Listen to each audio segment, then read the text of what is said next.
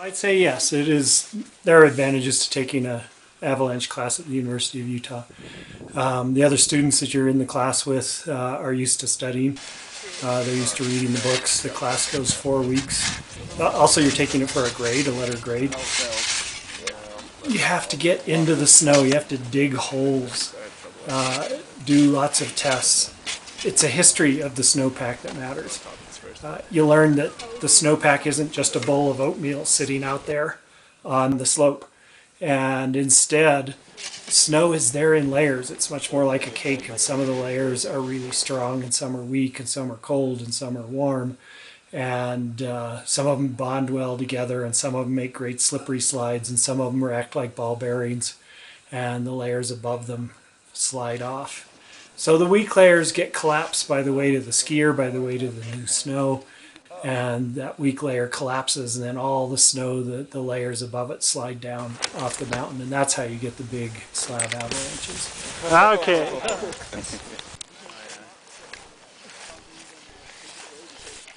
Okay. It fractured, but it didn't slide.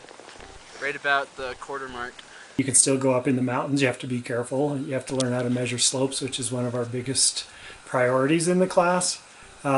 Because staying off 30-degree and steeper slopes will keep you out of avalanche terrain. That doesn't satisfy everyone, though. Very often people want to ski those steeper slopes.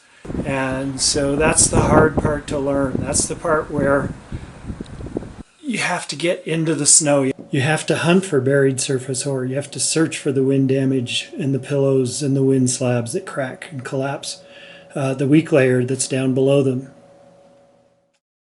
The most obvious sign that the snow is not stable are recent avalanches.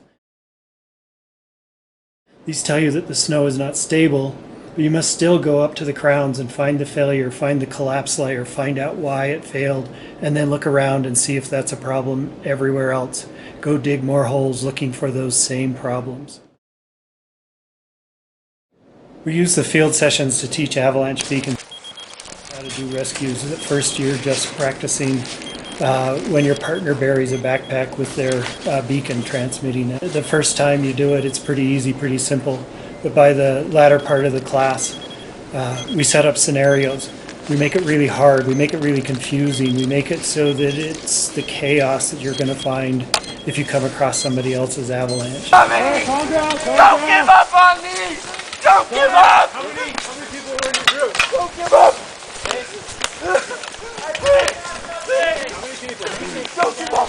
Don't give up, buddy! I'm coming! I'm coming! I'm coming!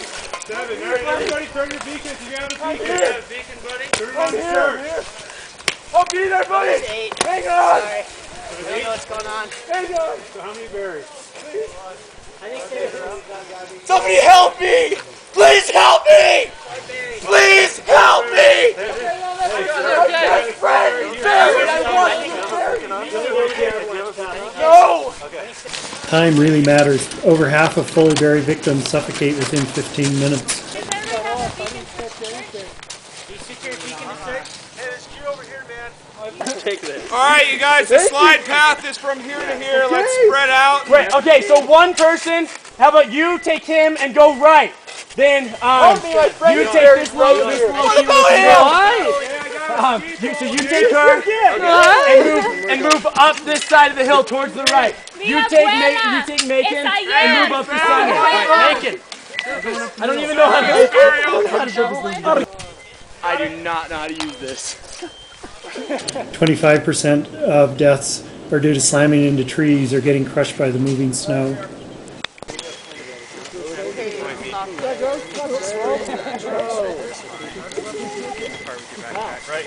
Right there. Down deep. I'm doing the curb line. Yeah. Finding the location will only take minutes with practice. Digging them out takes much longer. Probe left. If you think you hit something, have one of the shovelers come look. Hey, why don't you go back and keep probing that hole and see if... What do you think about One of the questions I always ask students Which kills you? The train, if you get hit by a train, or the decision to step in front of the train? And I think it applies quite well to avalanches. Avalanches aren't predators. They aren't out there waiting for us, but we choose to walk into their lair.